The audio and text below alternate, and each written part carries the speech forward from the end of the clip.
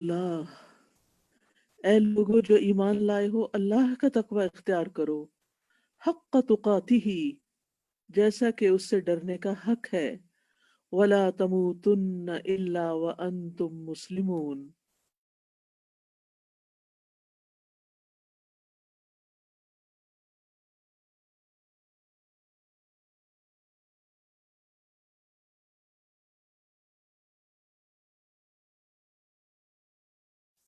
عبادت میں کچھ کرنے کے کام ہیں اور کچھ ایسی چیزیں ہیں جن سے بچنا ضروری ہے۔ جو شخص اللہ رب العزت کو پہچان کر، اس کی عظمت کو جان کر اس کے آگے جھک جائے، ان کاموں کو اختیار کر لے جن کے کرنے کا اس نے حکم دیا ہے، اور ان چیزوں سے رک جائے جن سے روکا گیا ہے، تو گویا اس نے تقوی کا راستہ اختیار کر لیا۔ تقوی اس بات کی علامت ہے کہ انسان نے اپنے رب کو پہچان لیا اور عظمت کو جان لیا۔ عظمت کا یہ احساس کہ رب بڑا ہے، رب ہر چیز پہ قادر ہے، وہ مجھے دیکھتا ہے، وہ میری بات سنتا ہے، اس نے پوری کائنات کو اپنے قبضے میں لے رکھا ہے، ہر چیز کو وہی چلاتا ہے۔ جب رب کی عظمت کا احساس انسان کے اندر آ جاتا ہے تو انسان کے اندر ایک طوفان برپا ہو جاتا ہے، انسان اپنے رب سے ڈرنے لگتا ہے، وہ ایک ذمہ دار انسان بن جاتا ہے، اللہ کی پکڑ کا خوف اس کو بے قرار کر دیتا ہے، وہ بے حس اور غافل انسان بن کے نہیں جی سکتا۔ تقوی والا انسان اپنا نگران خود بن جاتا ہے، بن دیکھے رب سے ڈر کر اپنی زندگی بسر کرتا ہے۔ یہ خوبی ایسی خوبی ہوتی ہے جس کی بنا پر اللہ بندے سے محبت کرنے لگتا ہے۔ ایسا انسان بندوں کے ساتھ معاملہ کرتے ہوئے بھی بہت محتاط رہتا ہے، ان کے ساتھ اچھے اخلاق اور عمدہ رویے کا اظہار کرتا ہے، جس کی وجہ سے بندے بھی اس سے محبت کرنے لگتے ہیں۔ تو آج کا موضوع ہے اللہ تقوی کرنے والوں سے محبت کرتا ہے، لیکن یہ جاننا ضروری ہے کہ تقوی ہے کیا اور تقوی کا حق کیسے ادا کیا جائے۔ وہ کون سے کام ہیں جن کو کرنے سے یہ پتہ چلتا ہے کہ انسان واقعی متقی ہے۔ جہاں تک سورۃ آل عمران کی اس آیت کا تعلق ہے تو یہ آیت اسلامی اخلاق کے اصولوں میں سے ایک بہت بڑے اصول پر مبنی ہے۔ اس میں اللہ کے بندوں کو تقوی اختیار کرنے کا حکم دیا گیا ہے اور پھر اس پر ثابت قدم رہنے کا اور موت تک استقامت اختیار کرنے کا۔ تو تقوی کیا ہے؟ سلف صالحین میں سے ابن مسعود اور دیگر لوگ جیسے حسن بصری، اکرمہ، قتادہ اور مقاتل کہتے ہیں کہ حق تقاتی ہی کا مطلب ہے کہ اللہ کی اطاعت کی جائے اور اس کی نافرمانی نہ کی جائے، اور یہ کہ اس کا شکر بجا لایا جائے اور اس کی ناشکری نہ کی جائے، اور اس کا ذکر کیا جائے اور اس کو بھلایا نہ جائے، اور خاص طور پر اپنی زبان کی حفاظت کی جائے۔ انس رضی اللہ عنہ سے روایت ہے، وہ کہتے ہیں کہ کوئی بندہ اس وقت تک اللہ سے اس طرح نہیں ڈر سکا جس طرح کے ڈرنے کا حق ہے، حق تقاتی ہی ہے، جب تک وہ اپنی زبان کی حفاظت نہ کرے۔ تو کرنے کے کاموں میں سب سے زیادہ اپنی ہی زبان کے شر سے بچنے کی ضرورت ہے۔ اور وَلَا تَمُوتُنَّ إِلَّا وَأَنْتُمْ مُسْلِمُونَ، اور تمہیں ہرگز موت نہ آئے مگر یہ کہ تم اسلام کی حالت میں ہو، یعنی اپنی صحت اور سلامتی کے زمانے میں اللہ کی اطاعت پر قائم رہو،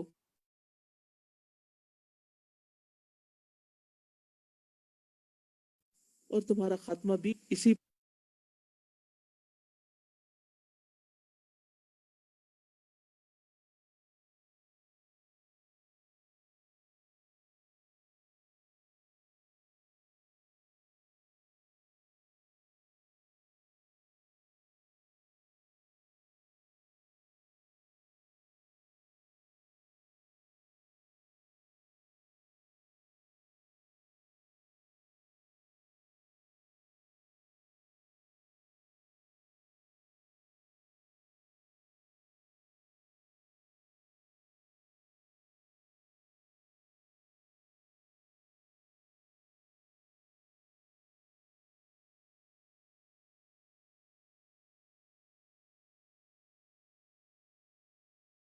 تقوی کا لفظ جو ہے یہ عربی زبان کے مادے واو قاف یا سے ہے. اصل میں یہ تھا وقوہ، لیکن پھر یہ تقوی ہوا، جس کا مطلب ہے ایک چیز کو دوسری چیز کے ساتھ ہٹانا اور دور کرنا. تو متقی انسان اپنے آپ کو نیک عمل کے ذریعے نافرمانی اور اس کے نتیجے میں آنے والے عذاب سے بچاتا ہے. تقوی کا معنی ہے الصیانہ، عربی میں الصیانہ، الحذر، الحمایہ اور الحفظ.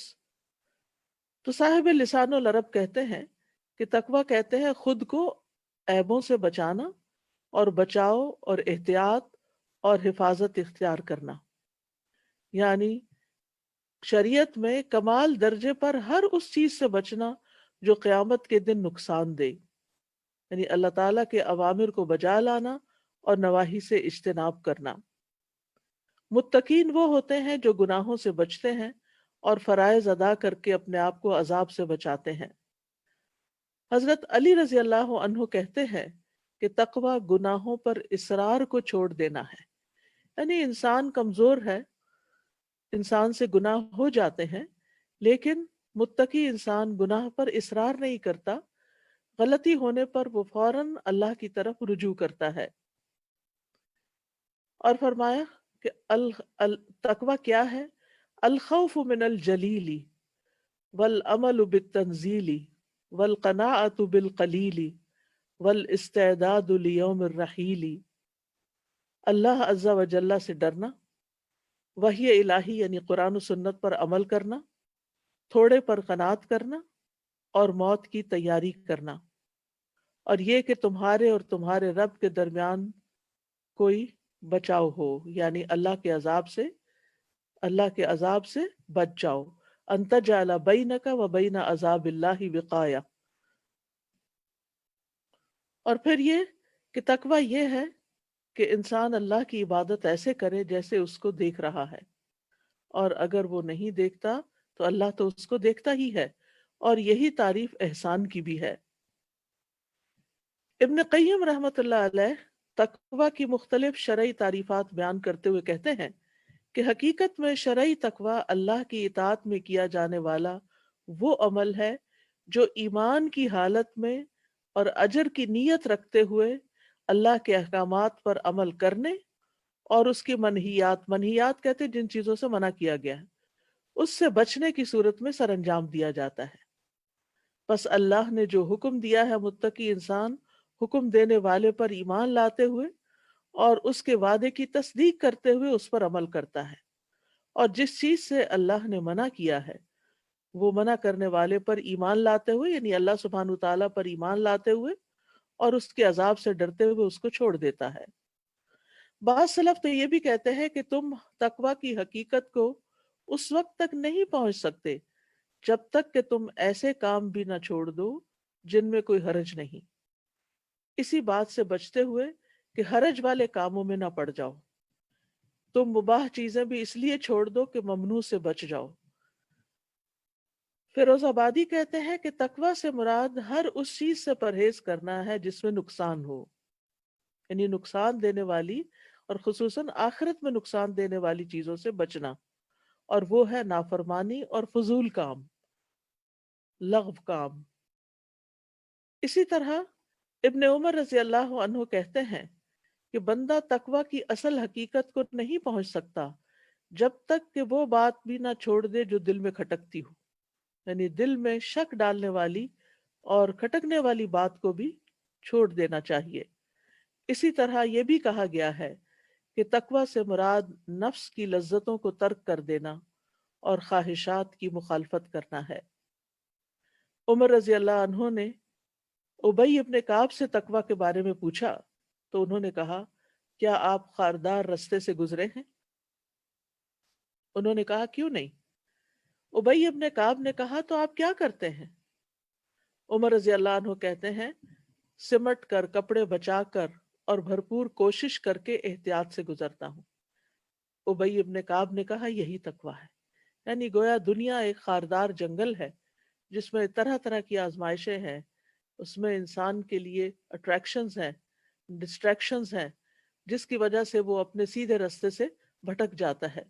تو انسان ایسی تمام چیزوں میں الجھنے کی بجائے، ان تمام امور میں پڑنے کی بجائے جو انسان کو اللہ سے دور لے جائیں، وہ بچتے سنبھلتے ہوئے سیدھے رستے پر چلتا رہے تاکہ اپنی منزل کو پہنچ سکے۔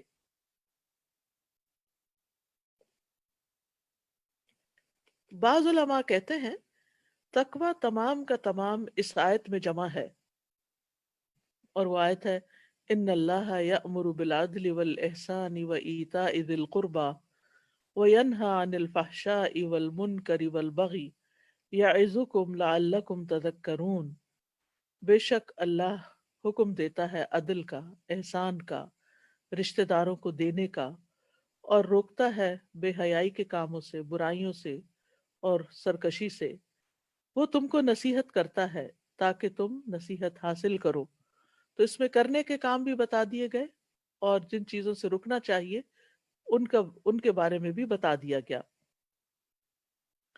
اسی طرح رسول اللہ صلی اللہ علیہ وسلم کی ایک حدیث سے ہمیں پتہ چلتا ہے کہ تقوی کا مقام دل ہے، کیونکہ دل ہمارے سارے اعضاء کو کنٹرول کرتا ہے، باقی اعضاء اسی کی بات مانتے ہیں۔ تو رسول اللہ صلی اللہ علیہ وسلم نے اپنے دل کی طرف اشارہ کرتے ہوئے فرمایا التقوی ہا ہنا، التقوی ہا ہنا، التقوی ہا ہنا، کہ تقوی یہاں ہے۔ یعنی دل اگر درست ہو جائے، قلب سلیم بن جائے، تو ہی انسان کو تقوی حاصل ہوتا ہے، تو ہی کیونکہ اللہ کا ڈر، اللہ کی محبت، اللہ کی اطاعت کا احساس اور جذبہ، یہ سب کچھ انسان کے دل کے اندر ہی ہوتا ہے۔ ابن قیم رحمہ اللہ کہتے ہیں کہ تقوی کے 3 درجات ہیں۔ نمبر 1، دل اور اعضاء کو گناہ اور حرام کاموں سے بچانا، پھر مکروہ کاموں سے بچانا، پھر فضول اور بے فائدہ چیزوں سے بچانا۔ یعنی حرام کاموں سے بچانا، مکروہ کاموں سے بچانا، فضول اور بے فائدہ چیزوں سے بچانا، کیونکہ دل بھی بعض اوقات حرام چیز کا ارتکاب کرتا ہے، جیسے بدگمانی وغیرہ۔ اسی طرح دل میں ناپسندیدہ خیالات بھی ہوتے ہیں۔ اسی طرح بعض اوقات انسان بالکل فضول بیکار چیزیں سوچ رہا ہوتا ہے جن کی کوئی حیثیت نہیں ہوتی۔ اس کے برعکس اگر اس کے دل کے اندر اللہ کی محبت ہو، اللہ کی خشیت ہو، ایمان کی رونق ہو، تو پھر انسان اطاعت کے کاموں کی طرف زیادہ بڑھ سکتا ہے۔ قرآن مجید میں تقوی کی تعلیمات بالکل ابتدا سے ہی دی گئیں۔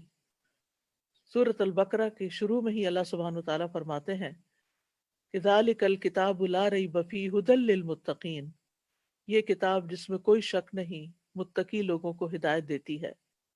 اسی طرح بہت ساری آیات تقوی کی اہمیت اور فضیلت پر قرآن مجید سے ہمیں ملتی ہیں۔ اللہ عز و جل اولین و آخرین کو تاکیدی حکم دیتے ہوئے فرماتے ہیں وَلَقَدْ وَصَّيْنَا الَّذِينَ أُوتُوا الْكِتَابَ مِنْ قَبْلِكُمْ وَإِيَّاكُمْ أَنِ اتَّقُوا اللَّهَ، بلا شبہ یقیناً ہم نے ان لوگوں کو جنہیں تم سے پہلے کتاب دی گئی اور تمہیں بھی تاکیدی حکم دیا ہے کہ اللہ کا تقوی اختیار کرو۔ یعنی یہ ہمارے لیے مینڈیٹری ہے کہ ہم سب کے دل کے اندر اللہ کا ڈر ہو، اللہ کی محبت ہو، اور اس کے ساتھ ہم اس کی اطاعت کریں اور اس کی نافرمانی سے بچیں۔ پھر اسی طرح تمام لوگوں کو اس بات کا حکم دیا گیا ہے۔ سورۃ الزمر میں اللہ تعالیٰ فرماتے ہیں لَهُم مِّن فَوْقِهِمْ ظُلَلٌ مِّنَ النَّارِ وَمِن تَحْتِهِمْ ظُلَلٌ ذَلِكَ يُخَوِّفُ اللَّهُ بِهِ عِبَادَهُ يَا عِبَادِ فَاتَّقُونِ۔ ان کے لیے ان کے اوپر سے آگ کے سائبان ہوں گے اور ان کے نیچے سے بھی سائبان ہوں گے۔ یہ ہے وہ چیز جس سے اللہ اپنے بندوں کو ڈراتا ہے۔ اے میرے بندو، بس تم مجھ سے ڈرو، فاتقونی، یعنی میرا تقوی اختیار کرو، کیونکہ تقوی بچانے والا ہے، نجات دینے والا ہے۔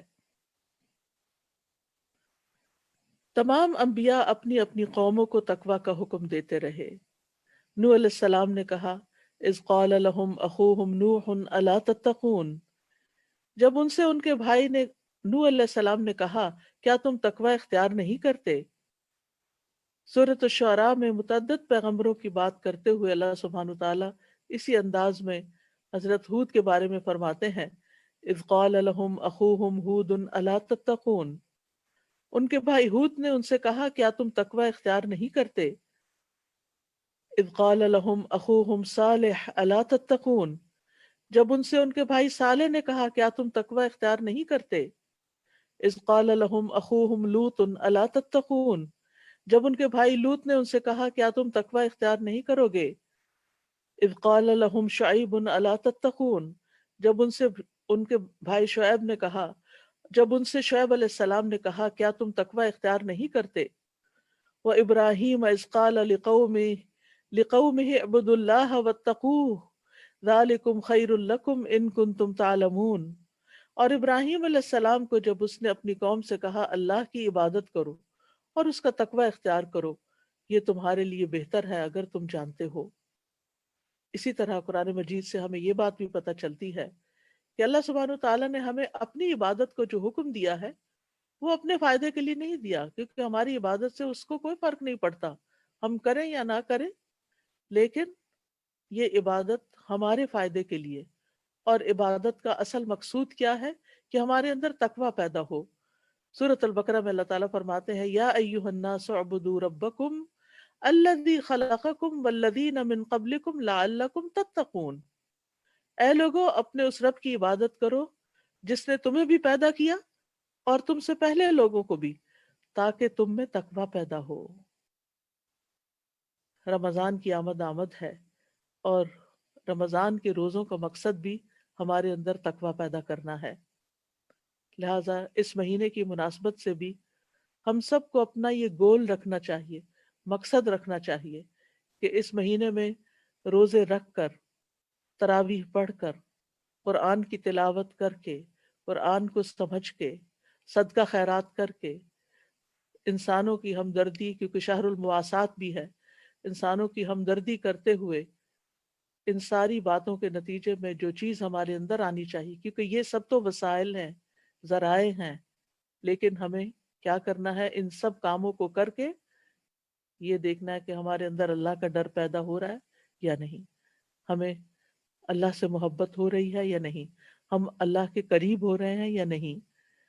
کیونکہ اگر انسان شہر بھر میں گاڑی دوڑاتا رہے اور اپنی منزل تک نہ پہنچے تو وہ خسارے میں ہے۔ اسی طرح اگر انسان سارا مہینہ محنت کرتا رہے، عبادت کرتا رہے، لیکن اس کے اندر تقوی ہی نہ پیدا ہو، وہ قوت ایمانی ہی نہ پیدا ہو کہ جس کی وجہ سے وہ رمضان کے بعد بھی برائیوں سے بچ سکے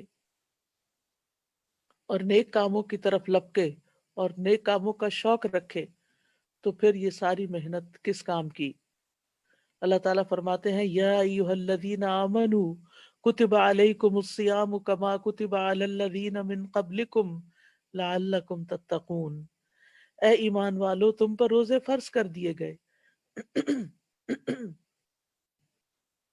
اے ایمان والو تم پر روزے فرض کر دیے گئے ہیں جیسا کہ تم سے پہلے لوگوں پر فرض کیے گئے تھے، اور اس کا مقصد یہ ہے کہ تم میں تقوی پیدا ہو، لعلکم تتقون، اور وہ تقوی پیدا ہو جائے، اور پھر آگے زندگی کا جو رمضان کے بعد سال آنے والا ہے وہ پچھلے سال سے کہیں زیادہ بہتر ہو، ہم میں نئی اور اچھی عادتیں ڈیولپ ہو چکی ہوں، اللہ تعالیٰ کی عبادت میں مزید اخلاص پیدا ہو چکا ہو، عبادتوں کو کرنے کا طریقہ زیادہ بہتر ہو چکا ہو، اور ہم لوگوں سے بھی اللہ سے ڈر کے معاملہ کرنے والے ہوں، کسی کے ساتھ ظلم اور زیادتی کرنے والے نہ ہوں، ہر ایک کو اس کا حق دینے والے ہوں، خواہ وہ جو ہمیں ہمارا حق دیتے ہیں یا وہ جو ہمیں ہمارا حق نہیں دیتے، ہم اللہ کی خاطر سب کے ساتھ احسان کا رویہ اختیار کرنے والے ہوں۔ یاد رکھیے جتنے بھی اعمال ہیں ان کی قبولیت کا دار و مدار بھی تقوی پر ہے، تقوی ہو تو اعمال قبول ہوتے ہیں۔ سورۃ المائدہ میں فرمایا انما یتقبل اللہ من المتقین، اللہ تو متقی لوگوں سے ہی قبول فرماتا ہے۔ تقوی کی وجہ سے اللہ کی محبت بھی حاصل ہوتی ہے، فإن اللہ یحب المتقین، پس بے شک اللہ متقی لوگوں سے محبت رکھتا ہے۔ عام طور پر لوگوں کو اس بات کا بہت شکوہ ہوتا ہے کہ ہم سے کوئی محبت نہیں کرتا، لیکن محبت کیسے حاصل ہوتی ہے؟ محبت بھی ارن کی جاتی ہے، اس کے لیے بھی کوشش کی جاتی ہے، چاہے بندوں کی محبت ہو یا اللہ کی محبت۔ تو اللہ سبحانہ تعالیٰ کی محبت حاصل کرنے کا طریقہ قرآن میں بتا دیا گیا، اور وہ ہے تقوی۔ اللہ کی مدد بھی حاصل ہوتی ہے، اللہ سبحانہ تعالیٰ کی دوستی اور ولایت حاصل ہوتی ہے۔ واللہ ولی المتقین، اور اللہ متقین کا دوست ہے، اللہ کا ساتھ ملتا ہے۔ وَاعْلَمُوا أَنَّ اللَّهَ مَعَ الْمُتَّقِينَ، اور جان لو کہ اللہ متقی لوگوں کے ساتھ ہے۔ تقوی کی بدولت ہی ہدایت بھی ملتی ہے۔ هذا بیان للناس وہدی وموعظۃ للمتقین، یہ واقعات لوگوں کے لیے کھلی تنبیہ ہیں، اور متقی لوگوں کے لیے ہدایت بھی ہیں اور نصیحت بھی۔ تقوی سے فرقان ملتا ہے، حق اور باطل میں فرق کرنے کی صلاحیت ملتی ہے۔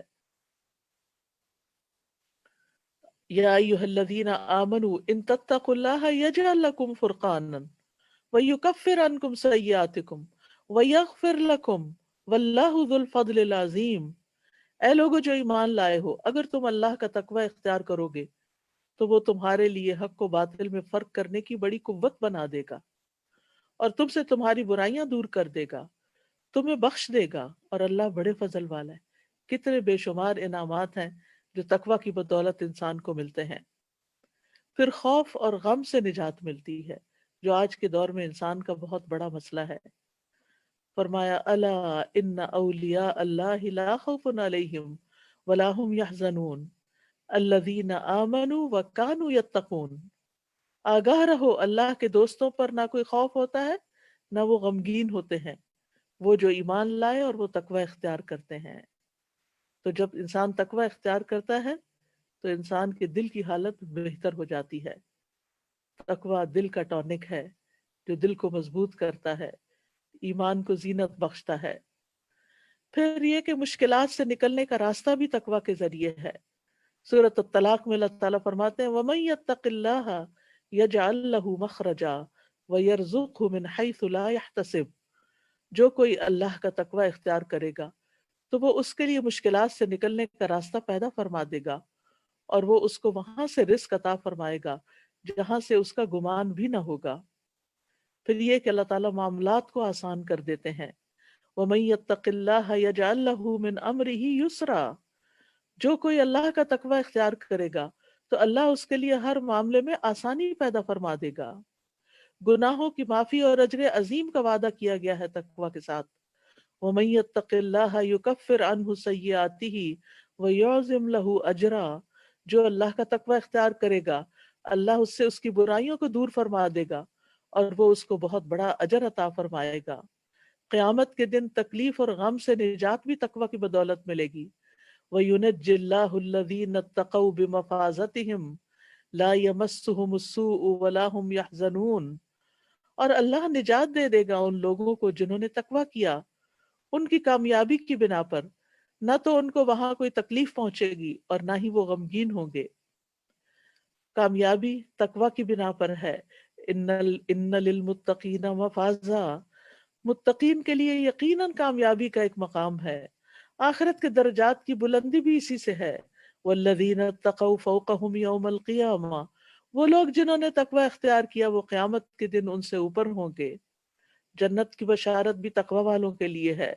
وَسَارِعُوا إِلَىٰ مَغْفِرَةٍ مِّن رَّبِّكُمْ وَجَنَّةٍ عَرْضُهَا السَّمَاوَاتُ وَالْأَرْضُ أُعِدَّتْ لِلْمُتَّقِينَ، اور اپنے رب کی بخشش اور اس جنت کی طرف دوڑ کر چلو جس کا عرض آسمانوں اور زمین کے برابر ہے۔ یعنی نیکیوں میں پیچھے نہ رہو، دوڑ دوڑ کر بھاگ بھاگ کر اچھے کام کرو۔ وہ متقی لوگوں کے لیے تیار کی گئی ہے، یعنی جنت تقوی والوں کے لیے ہے۔ متقی لوگوں کو عظیم بادشاہ اللہ رب العزت کے قریب جگہ ملے گی۔ ان المتقین فی جنات و نہر فی مقعد صدق عند ملیک مقتدر، بے شک متقی لوگ باغوں اور نہروں میں ہوں گے، صدق کی مجلس میں، عظیم بادشاہ کے پاس جو بے حد قدرت والا ہے۔ ایسے لوگوں کو اللہ کا دیدار حاصل ہوگا۔ تقوی صرف مسجد میں نہیں، صرف قرآن پڑھتے ہوئے نہیں، صرف روزہ رکھ کے نہیں، تقوی ہر جگہ پر۔ نبی صلی اللہ علیہ وسلم نے نصیحت کرتے ہوئے فرمایا اتق اللہ حیث ما کنت، اللہ کا تقوی اختیار کرو خواہ کہیں بھی ہو، مشرق میں ہو، مغرب میں ہو، گھر میں ہو، بازار میں ہو،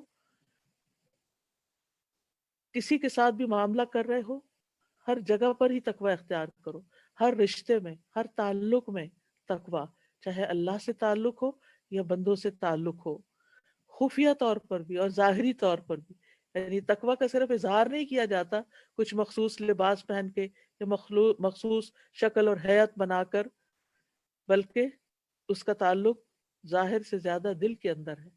وہ لباس التقوی کی بات جو قرآن میں آتی ہے وہ بھی دراصل دل کا لباس ہے، کہ دل کے اندر یعنی کہ ایسے یعنی شرم و حیا ہو، ایسی اللہ کی خشیت ہو کہ جس کی وجہ سے انسان ہر ایک کے ساتھ معاملہ درست رکھے.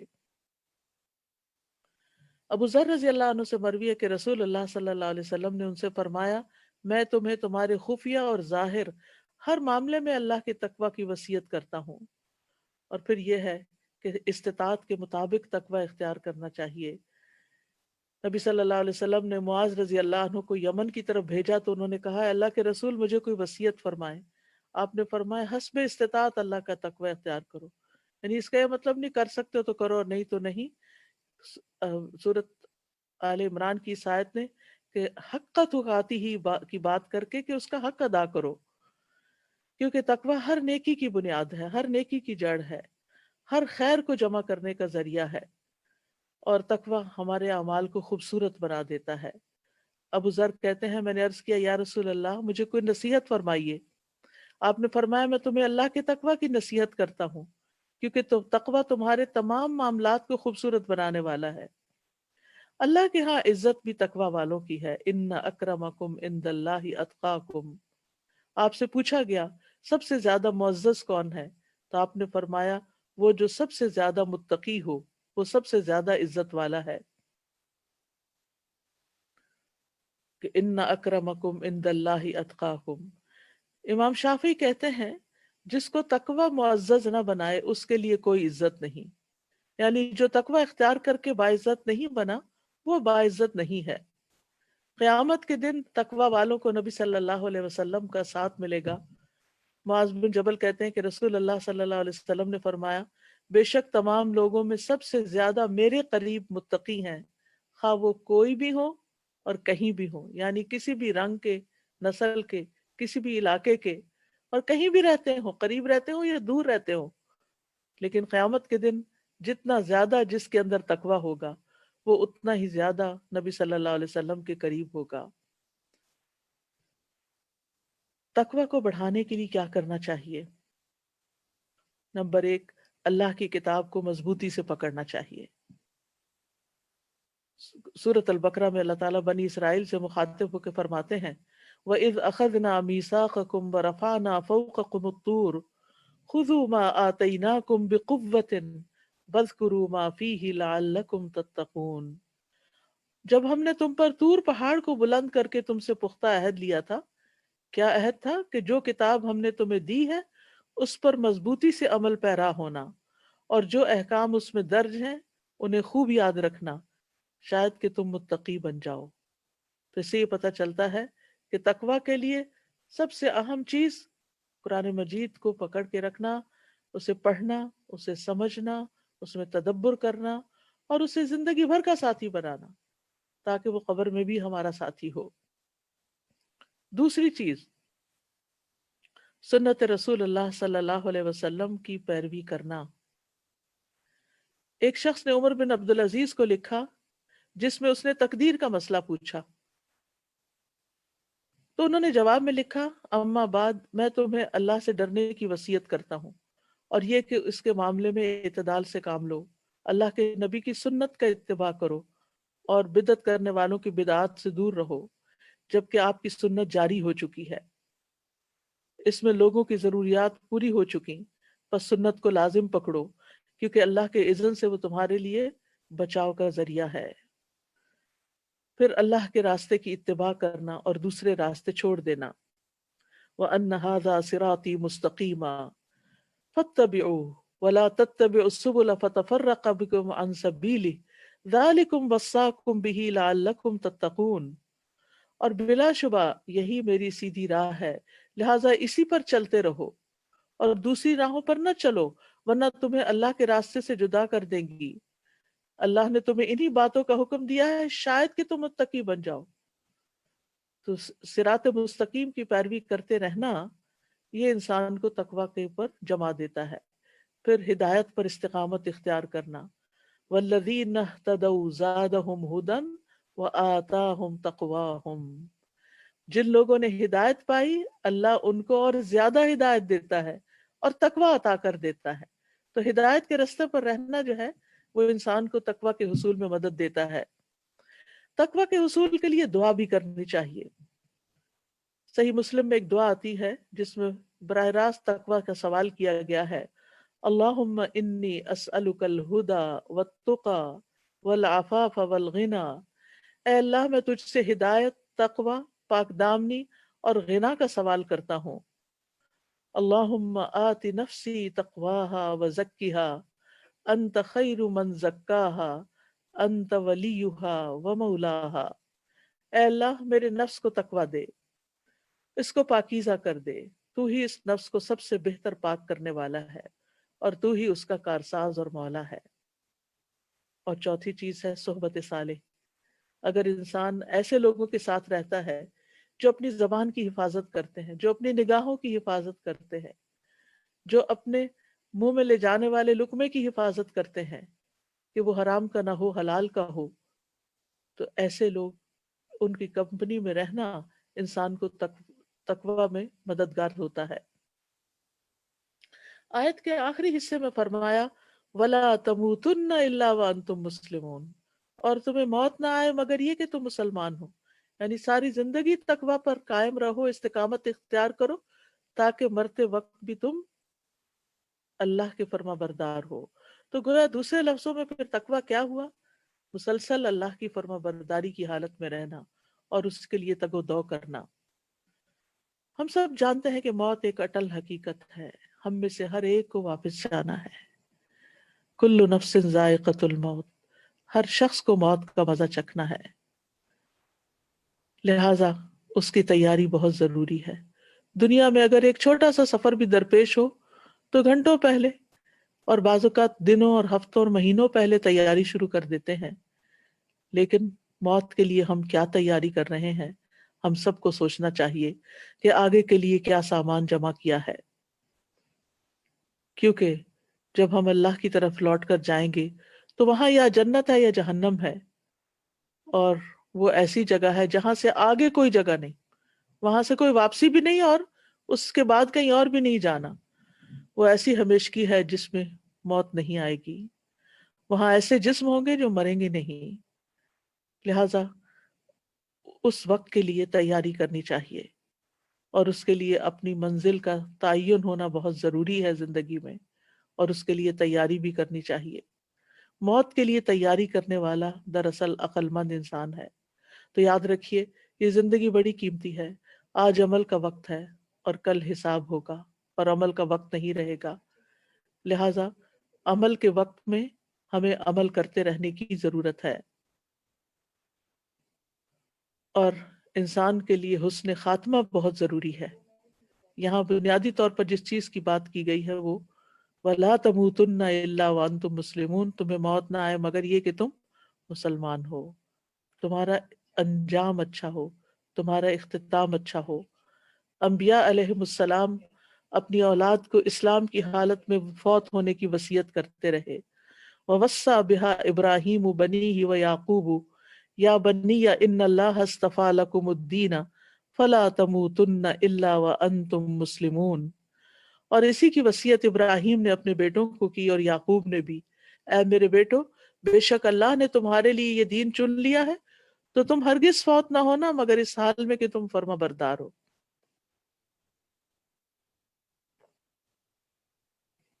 اللہ سبحانہ وتعالیٰ نے نبی صلی اللہ علیہ وسلم کو آخر دم تک اپنی عبادت کا حکم دیا.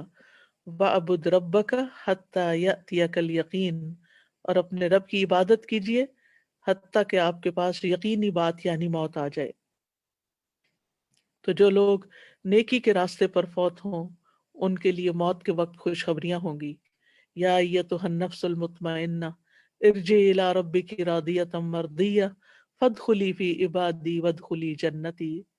اے نفس مطمئنہ، اپنے رب کی طرف لوٹ چل، تو اس سے راضی ہو اور وہ تجھ سے راضی ہو، بس میرے خاص بندوں میں داخل ہو جاؤ اور میری جنت میں داخل ہو جاؤ۔ کتنا خوبصورت پیغام آئے گا رب کی طرف سے ان لوگوں کے لیے جو فرما برداری کی حالت میں اپنی جان دیں۔ اللہ ہم سب کا انجام بھی اچھا ہو، لیکن اس کے لیے توحید پر زندگی بھر قائم رہنا، شرک سے بچنا، ریاکاری سے بچنا بہت ضروری ہے، اور ہماری وفات کے وقت ہمارا آخری کلام لا الہ الا اللہ ہو، اور اس کے لیے دعا بھی کرنی چاہیے۔ کثیر بن مرہ کہتے ہیں کہ اپنے مرض الوفات میں معاذ بن جبل نے ہم سے فرمایا کہ میں نے رسول اللہ صلی اللہ علیہ وسلم کی ایک حدیث سن رکھی ہے جو میں اب تک تم سے چھپاتا رہا ہوں، اب بیان کرتا ہوں۔ میں نے رسول اللہ صلی اللہ علیہ وسلم کو یہ فرماتے ہوئے سنا، جس شخص کا آخری کلام لا الہ الا اللہ ہو اس کے لیے جنت واجب ہو گئی۔ تو حسن خاتمہ جو ہے وہ بہت ضروری ہے۔ اس کے لیے کیا کرنا چاہیے کہ ہمارا انجام اچھا ہو؟ نیکی کے راستے پر استقامت۔ ان الذين قالوا ربنا الله ثم استقاموا تتنزل عليهم الملائكة الا تخافوا ولا تحزنوا وابشروا بالجنة التي كنتم توعدون۔ یقیناً جن لوگوں نے کہا کہ ہمارا رب اللہ ہے، پھر اس پر استقامت اختیار کی، ان پہ فرشتے نازل ہوتے ہیں، کہتے ہیں کہ نہ ڈرو نہ غمگین ہو، اور اس جنت کی خوشخبری پاؤ جس کا تم سے وعدہ کیا جاتا تھا۔ ابشروا بالجنت التي کنتم توعدون۔ اچھے خاتمے کے لیے اللہ سے اچھا گمان رکھنا ضروری ہے، اللہ سے ملاقات کی تیاری کرتے رہنا چاہیے، آخرت کے لیے محنت کرنی چاہیے۔ ومن اراد الآخرة وسعى لها سعيها وهو مؤمن فأولئك كان سعيهم مشكورا۔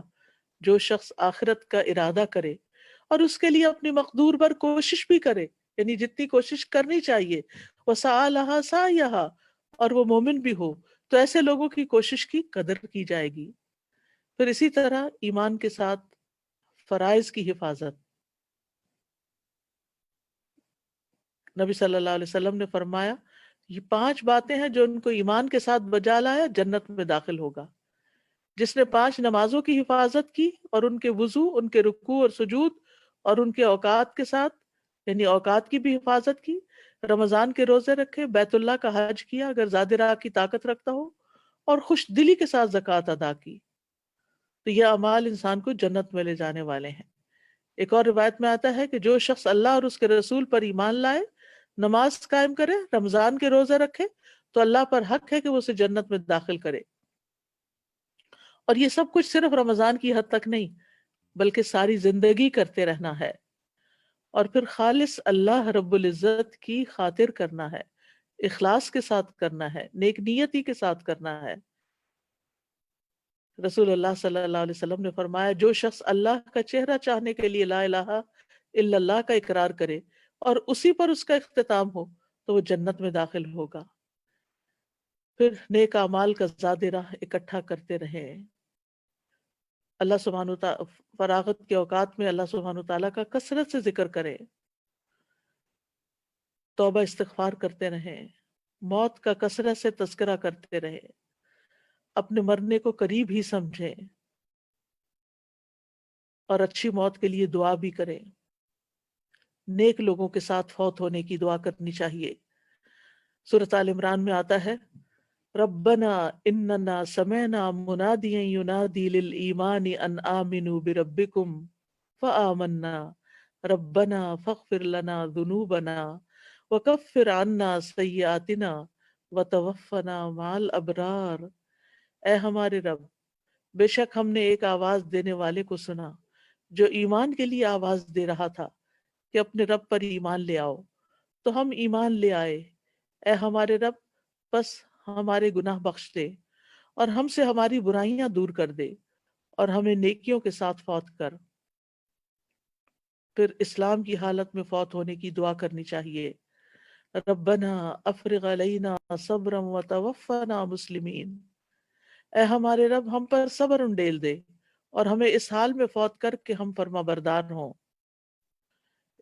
یوسف علیہ السلام کی دعا ہے انت ولی فی الدنیا والآخرہ توفنی مسلما والحقنی بالصالحین والحقنی بالصالحین، دنیا اور آخرت میں تو ہی میرا مددگار ہے، مجھے مسلم ہونے کی حالت میں فوت کر اور مجھے نیک لوگوں کے ساتھ ملا دے۔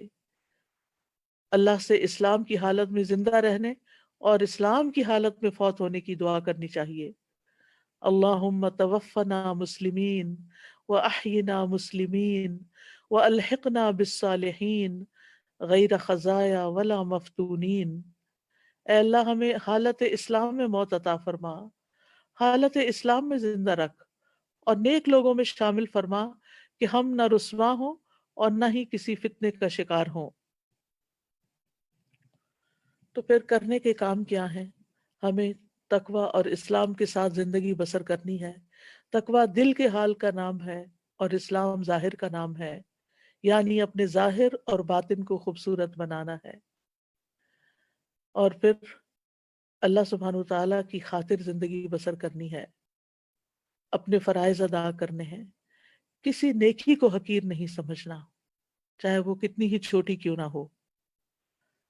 نبی صلی اللہ علیہ وسلم نے فرمایا اللہ عز و جل سے ڈرو اور کسی نیکی کو حقیر مت سمجھو، اگرچہ وہ نیکی اپنے ڈول سے کسی پانی مانگنے والے کے برتن میں پانی ٹپکانا ہی کیوں نہ ہو۔ پھر اللہ سے ڈرتے ہوئے گناہ چھوڑنے ہیں۔ رمضان بہترین موقع ہے کہ جس میں ہم گناہوں کو چھوڑ دیں، نمازوں کی پابندی کریں اور بہت سارے نیکی کے کام کریں، قرآن پڑھیں، دعائیں مانگیں، کیونکہ روزہ دار کی دعا قبول ہوتی ہے، تراویح کا اہتمام کریں۔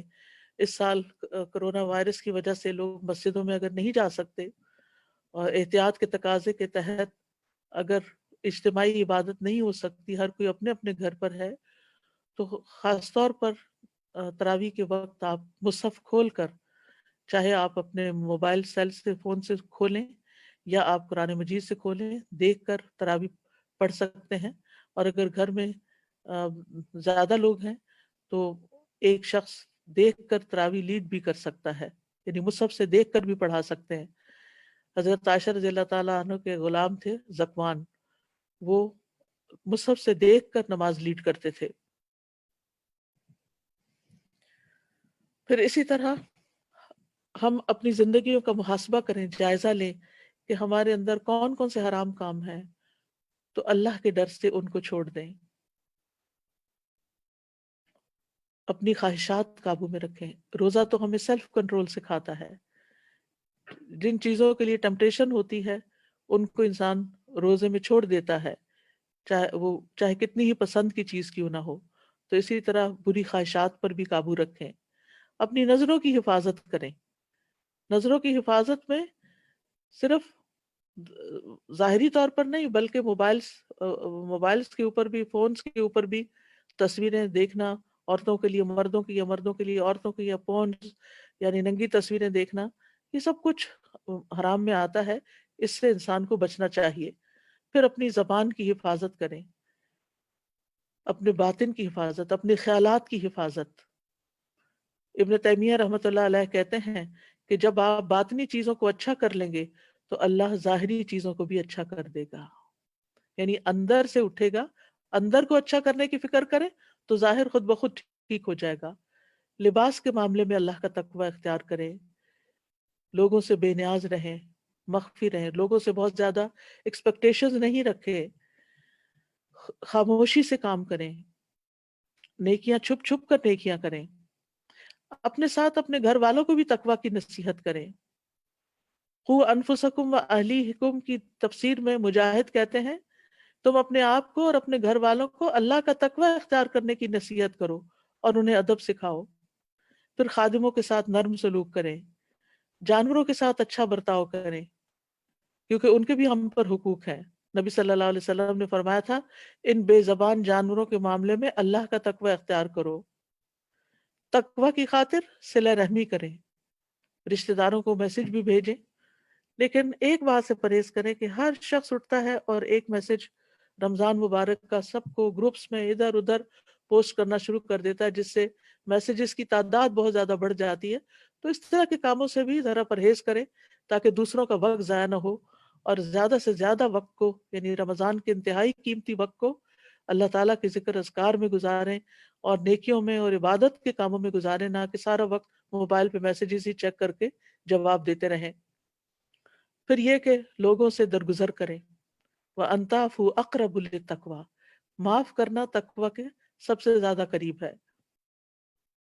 اپنے شر سے لوگوں کو بچائیں، تقوی والوں سے دلی تعلق رکھیں، کیونکہ قیامت کے دن وہی آپ کے دوست ہوں گے۔ الْأَخِلَّاءُ يَوْمَئِذٍ الْأَخِلَّاءُ يَوْمَئِذٍ بَعْضُهُمْ لِبَعْضٍ عَدُوٌّ إِلَّا الْمُتَّقِينَ، اس دن متقین کے علاوہ سب دوست ایک دوسرے کے دشمن ہو جائیں گے۔ لہذا تقوی والوں سے محبت کریں اور ان کی کمپنی میں رہیں۔ نبی صلی اللہ علیہ وسلم نے فرمایا، مومن آدمی کے علاوہ کسی کی صحبت اختیار نہ کرو، اور تمہارا کھانا سوائے متقی کے کوئی نہ کھائے۔ اگر کوئی تقوی کی نصیحت کرے تو اس کو قبول بھی کرے۔ عبداللہ بن مسعود کہتے ہیں کہ رسول اللہ صلی اللہ علیہ وسلم نے فرمایا، اللہ کو سب سے زیادہ ناپسندیدہ بات یہ لگتی ہے کہ ایک آدمی دوسرے سے کہے اتق اللہ، اللہ سے ڈر جا، اور وہ آگے سے جواب دے علیک بنفسک، تم اپنی فکر کرو۔ حضرت عمر کے بارے میں آتا ہے کہ انہیں کسی نے کہا تھا اتق اللہ، تو انہوں نے اپنا گال زمین پر رکھ دیا تھا، یہاں واقعی مجھے ڈرنے کی ضرورت ہے اللہ سے، اور عاجزی اختیار کی تھی۔ تو اللہ سبحانہ وتعالیٰ سے دعا ہے کہ اللہ تعالیٰ تقوی کے اس مہینے میں، قرآن کے اس مہینے میں، روزوں کے اس مہینے میں ہمارے اندر واقعی وہ تقوی پیدا کر دے کہ جو ہماری نجات کا ذریعہ بن جائے اور ہمیں اللہ کا قرب حاصل ہو۔ وآخر الدعوانا ان الحمد للہ رب العالمین۔ سبحانک اللہم وبحمدک، اشہد ان لا الہ الا انت، استغفرک واتوب الیک۔ السلام علیکم ورحمۃ اللہ وبرکاتہ۔ اللہ اللہ اکبر، اللہ اکبر، اللہ اکبر، لا الہ الا اللہ، اللہ اکبر، اللہ اکبر، وللہ الحمد، اللہ اکبر، اللہ اکبر، اللہ اکبر، لا الہ الا اللہ۔